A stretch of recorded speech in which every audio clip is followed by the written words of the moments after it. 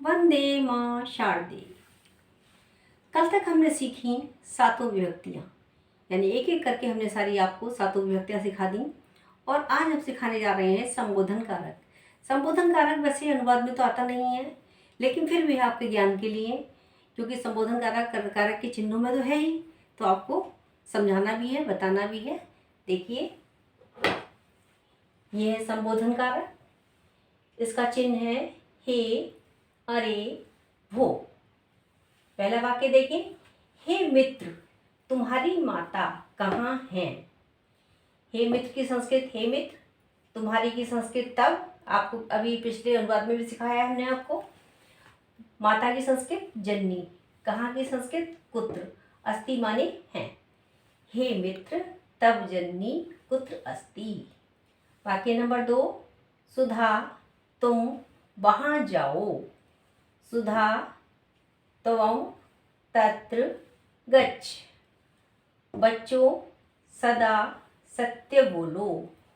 हे बालकः सत्यम वद सदा। देखिए, मैंने सदा जो बाद में लिखा है, ऐसा कुछ नहीं है, बाद में भी आ सकती है सदा की जगह, तो सदा पहले भी आ सकता है। हे बालका सदा, सत्यम वद भी आ सकता है।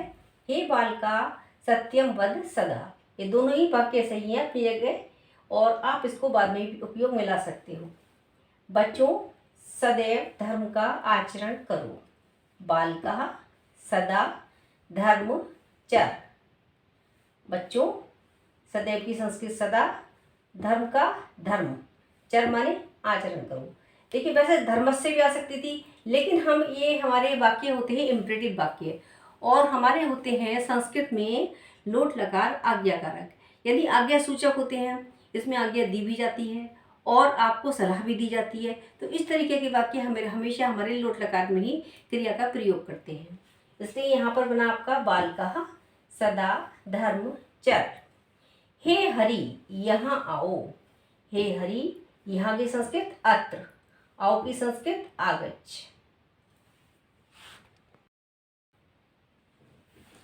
बच्चों, जब हम अनुवाद कर रहे हैं तो उनके बीच में काफ़ी अव्यय हमारे आ जाते हैं, ठीक है। बीच बीच में हमने आपको उनकी संस्कृति बताई है, लेकिन अब हम काफ़ी सारे अव्यय यहाँ पर लेकर आपके सामने आए हैं, और आगे भी जितने अव्यय रह जाएंगे वो अगली कक्षा में आपके पूरे हो जाएंगे।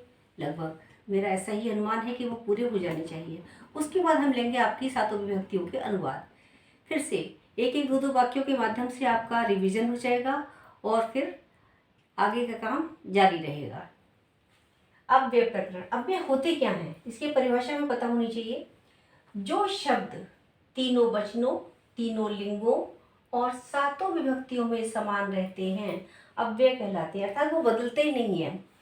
जो हैं वही उनकी हिंदी रहेगी, वही उनकी संस्कृत रहेगी, वही उनकी इंग्लिश रहेगी, ठीक है। और ये आपके आगे जो किसी कॉम्पिटिशन में आप लोग बैठ रहे हैं, भाग ले रहे हैं, या वहाँ प्रतिभागी हैं वहाँ, या फिर आप कोई एग्ज़ाम देने के लिए जा रहे हैं, या सुपर टेट वगैरह करने जा रहे हैं, तो उसकी तैयारी के लिए भी ये अव्यय आपके लिए आवश्यक है, और आपके कोर्स में भी है ये। देखिए, क्रिया विशेषण के आधार पर, क्रिया विशेषण को इंग्लिश में हम कहते हैं एडवर्ब, ठीक है। एडवर्ब क्या होते हैं, जो वर्ब की विशेषता बताएं। वर्ब हमारा क्या खासियत है, वर्ब की क्या खासियत है, तो वो उसके लिए बताने के लिए हम इसका प्रयोग करते हैं क्रिया विशेषण का। देखिए, सबसे पहला शब्द है आपका यदा। ये शब्द अव्यय है और उसका अर्थ क्या है, जब। यदा माने जब, कदा माने कब, यानी इंग्लिश में व्हेन, तदा माने तब। सदा सर्वदा, सदा भी एक है और सर्वदा भी, इसका मतलब दोनों का मतलब क्या होता है, हमेशा हिंदी में। ऑलवेज माने हमेशा। इदानीम इस समय, इंग्लिश में इन दिस टाइम। संप्रति, संप्रति माने अब। इन दिनों, इन दोनों की अंग्रेजी हम नाउ ला सकते हैं, NOW नाउ। नेक्स्ट, अधुना, अधुना माने आजकल। नाउएडेज इंग्लिश में, अद्य माने आज यानी टुडे। ह्य माने बीता हुआ कल यानी कि यस्टरडे। श्वः, श्वः माने आने वाला कल यानी टुमारो। परशव माने परसों। आज हम इतना ही सिखाएंगे आपको। धन्यवाद, और आगे जो शेष अव्यय हैं वो हम कल सिखाने की पूरी कोशिश करेंगे। उसके बाद अगले टर्न पर हम लेंगे आपका अनुवाद, जिससे कि बीच बीच में आपको डिस्टर्ब भी ना हो। आप जब तक इनको अच्छी तरह से कंठस्थ कीजिए। नमस्कार।